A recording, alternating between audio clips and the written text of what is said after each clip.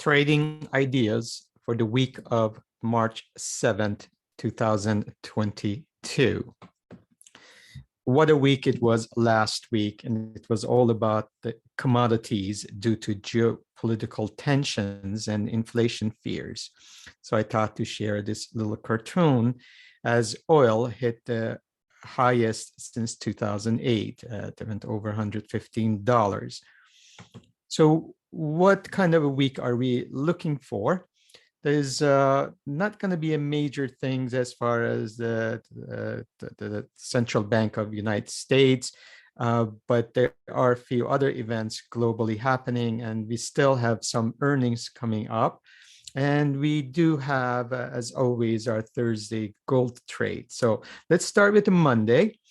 In Monday, Mexico has its consumer confidence numbers coming up. And on Tuesday, very important, I think, in my opinion, looking at the inflation and PPI numbers in China. South Africa will come with its GDP growth numbers, and US and Canada will have their balance of trade. Earnings, let's look for Dick's Sports. They will have their earnings on Tuesday before the open.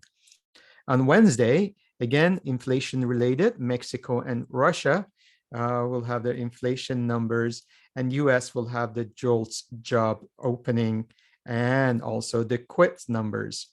As always, Wednesdays are at 7:30, crude oil inventories, which again, they're playing much more roles as far as the world economy and actually the consumer sentiment right now.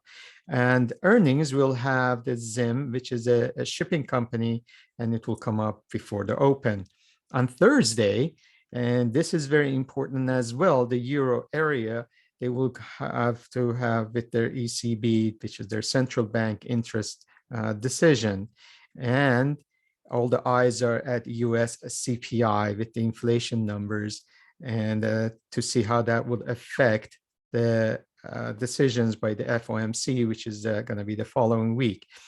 Again, as always, Thursday is our gold trade day, and we have earnings before the opening. We have the JD.com, and then we have the DocuSign and Ribbon and Oracle and Blink after the close. On Friday, we have the UK's GDP numbers and also the US consumer sentiment. Every Friday, we also have the US Baker Hughes in the United States and Canada. It's the Baker Hughes rig count, which tells us about the activities in drilling in the United States, the weekly. With that in mind, since we've talked about the crude oil, I thought let's explain what this Baker Hughes rig count is. The Baker Hughes North American rotary rig count is a weekly census of the number of drilling rigs that actively exploring for or developing oil or natural gas in the United States and Canada.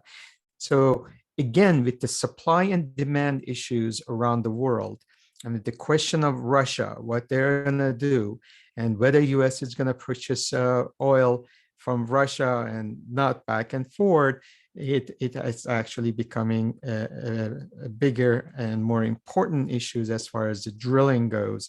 And again, Iran being also in the back line with the conversation as far as the nuclear and whether they're opening or reducing the sanctions. So these all go hand in hand. So the Baker Hughes rig counts comes from the Baker Hughes, actually it's been around since 1944, are an important business barometer for the drilling industry and its suppliers. So it's important to know what they are doing, and we want to compare the numbers. For instance, every Friday, again, the numbers come. This is as of March 4th, Friday.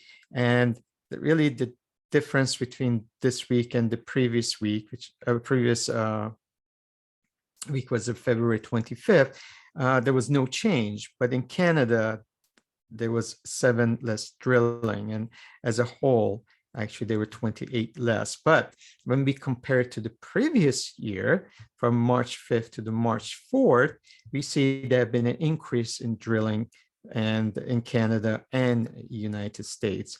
And as well as like internationally, you see there's been some activity, although again, for the week over week, it was lower. I want to take a look at the 25-year chart of Baker Hughes crude oil rigs and just show you again the previous high. We were here, then we had the expansion, and if you recall, US was becoming independent, actually being exporting of the crude oil, and you see the oil rigs were being active. And of course, we had the COVID and the oversupply in the spring of 2020, and here where we are compared to the past. So with that in mind, I wish you a wonderful and prosperous week ahead till we talk next week. Have a fantastic week ahead.